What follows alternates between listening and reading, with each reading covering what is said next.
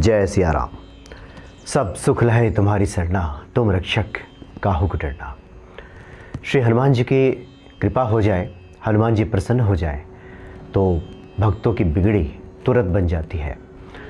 जब हम हनुमान जी का कोई पाठ करते हैं, हनुमान चालीसा या अन्य जो पाठ हैं श्री हनुमान जी के, उसका एक निश्चित और निर्धारित फल है।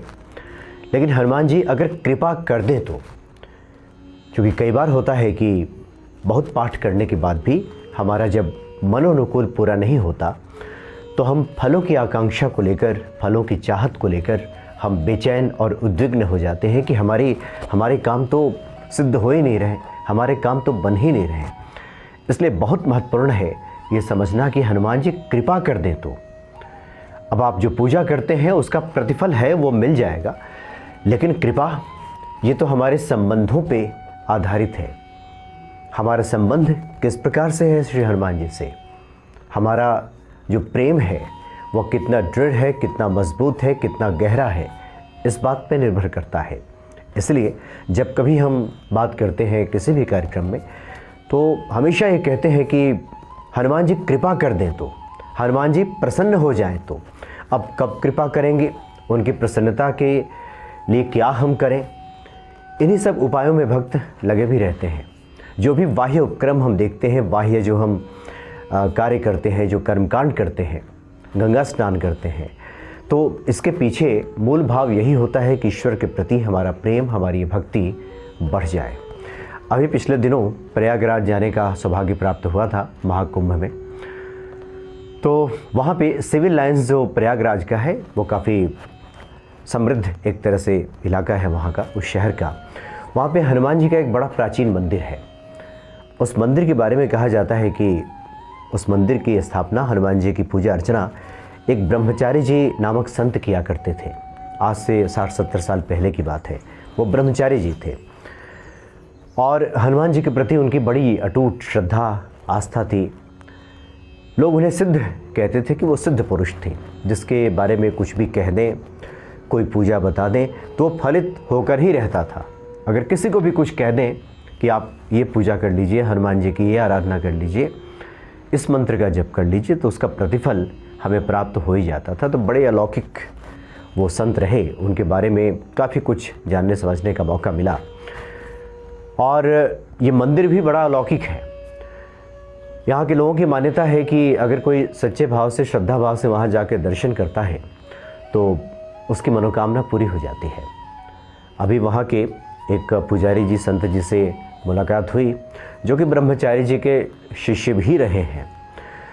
तो उन्होंने ऐसी ऐसी अद्भुत बातें बताई जिसको सुनने के बाद यह स्पष्ट हो जाएगा कि हनुमान जी प्रसन्न हो जाएं तो, कृपा कर दें तो तुरंत का तुरंत, अभी का अभी, क्षण भर में सब चीज़ें बदल जाती हैं। छोटी छोटी चीज़ों में उस कृपा का दर्शन होने लगता है और हम हनुमत कृपा के पात्र बन जाते हैं।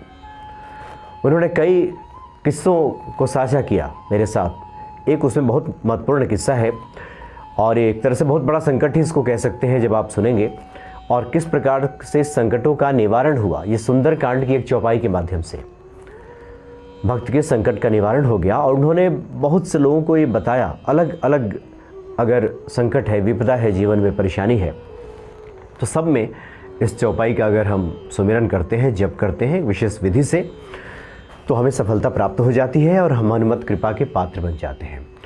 उन्होंने कहा कि एक बार की बात है, अभी 2-4 साल पहले की ही बात है, कि एक, चूँकि वो मंदिर ऐसा है जहाँ पे शादी ब्याह को लेकर के लड़की दिखाने का भी काम चलता है। लड़के लड़की वाले आते हैं और वहाँ पे वर वधू को वहाँ पे देखने का कार्यक्रम भी रहता है। हनुमान जी का आशीर्वाद सभी प्राप्त करते हैं, लेते हैं वहाँ पे, और ये कार्य भी वहाँ पे चलता है। तो एक बार एक लड़की के पिता उनसे मिलने आए और उन्होंने कहा कि आज ही के दिन, यानी अब से 1-1.5 घंटे के बाद ही लड़के वाले आएंगे और उनकी लड़की को वो देखने आ रहे हैं। और जो लड़के वाले हैं वो काफ़ी भले लोग हैं, समृद्ध परिवार है, और वो चाहते हैं कि रिश्ता वहीं पे हो जाए। और उनकी लड़की भी काफ़ी पढ़ी लिखी है, बहुत ही उन्होंने अपने बच्चे के लालन पालन में खर्च किया है, उसको अच्छे से पढ़ाया लिखाया है, उसको संस्कारी बनाया है। लेकिन एक चिंता उन्हें सता रही है कि उनकी लड़की के एक आँख में थोड़ी गड़बड़ी है। वो तिरछी देखती है, एक तरह से उसमें आँख में गड़बड़ी है। और ये लड़के वाले जब देखेंगे नज़दीक से, फ़ोटो तो भेज दिया गया, उसमें तो ये बात पकड़ में नहीं आई, तो उन्हें डर है कि लड़के वाले कहीं अस्वीकार न कर दें, तो इतना अच्छा जो रिश्ता है वो हाथ से निकल जाएगा। लड़की के पिता को ये बातें सता रही थी, वो चिंतित हुए जा रहे थे। और ऐसे करके 1 घंटे का समय बीत भी गया। लड़की वाले सब लोग आ गए, लड़की भी आ गई, लड़के वाले भी आ गए। तो पुजारी जी ने कहा कि उन्हें ध्यान आ गया ब्रह्मचारी जी की बातें, कि वो कहा करते थे कि कितना भी बड़ा संकट हो, सुंदरकांड तो फलदायी है ही।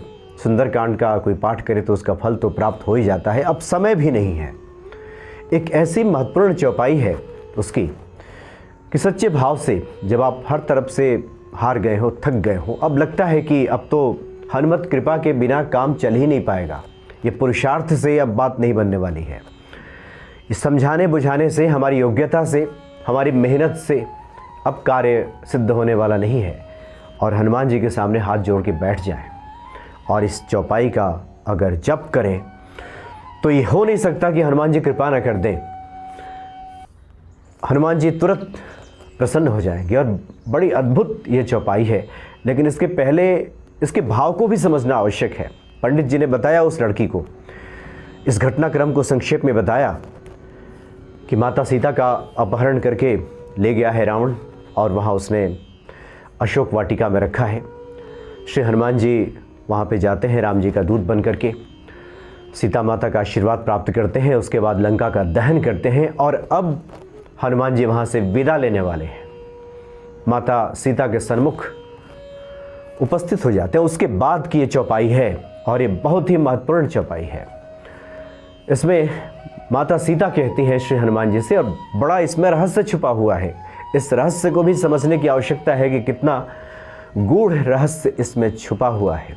माता सीता कहती हैं कि कहे तात अस मोर प्रणामा, कहती हैं हनुमान जी से कि तात मेरा प्रणाम जाकर कहना प्रभु राम से, जबकि वह स्वयं जगत जननी है, अर्धांगिनी है प्रभु राम की, लेकिन फिर भी कह रही है कि मेरा प्रणाम जाकर के कहना हनुमान जी के माध्यम से, क्योंकि हनुमान जी राम के प्रिय हैं। और जब कोई प्रिय संदेशा लेकर के जाता है तो उसकी बात सुन ली जाती है, इसलिए राम अस्वीकार नहीं करेंगे, इस बात मान ही लेंगे। इस भाव से सीता जी श्री हनुमान जी से कह रहे हैं कि कहे उतात अस मोर प्रणामा, सब प्रकार प्रभु पूरन कामा। जो प्रभु राम हैं वो हर प्रकार से पूर्ण काम है, उन्हें किसी चीज़ की कामना नहीं है, नहीं चाहिए कुछ उनको। मेरा प्रणाम जाकर के आप उनसे कहिएगा, भले ही उनको कुछ नहीं चाहिए, लेकिन दीन दयाल बिरुदु संभारी, भले ही उनको कुछ नहीं चाहिए, वो पूर्ण काम है, कामना रहित है, कुछ नहीं चाहिए उनको, लेकिन वो दीन दयाल हैं, कृपा सिंधु हैं, कृपा के सागर हैं। स्वभाव है उनका दीन दुखियों की मदद करना।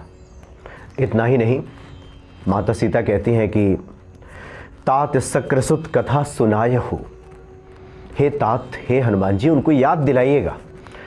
सक्रसुत यानी जो इंद्र का बेटा है जयंत, जिसने एक बार दुस्साहस किया था और उसने अपने चोंच का प्रहार मेरे चरणों पे किया था, उसके बाद उसका क्या हाल किया था प्रभु राम ने, यह आप उनको याद दिलाइएगा। बाण प्रताप प्रभु समझाए हो, और प्रभु राम के बाण का प्रताप क्या है उनको समझाइएगा।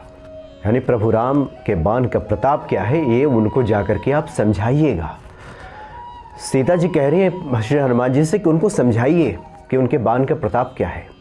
वह करुणा के सागर है, वो करुणा निधान है, भले उनको कुछ नहीं चाहिए, वो पूर्ण काम है, सब प्रकार प्रभु पूर्ण कामा, लेकिन वो दीन दुखियों को ऐसे दुखी अवस्था में नहीं छोड़ सकते, संकटों में नहीं छोड़ सकते। और संकट मोचन श्री हनुमान जी से माता सीता ये बात बता रही है।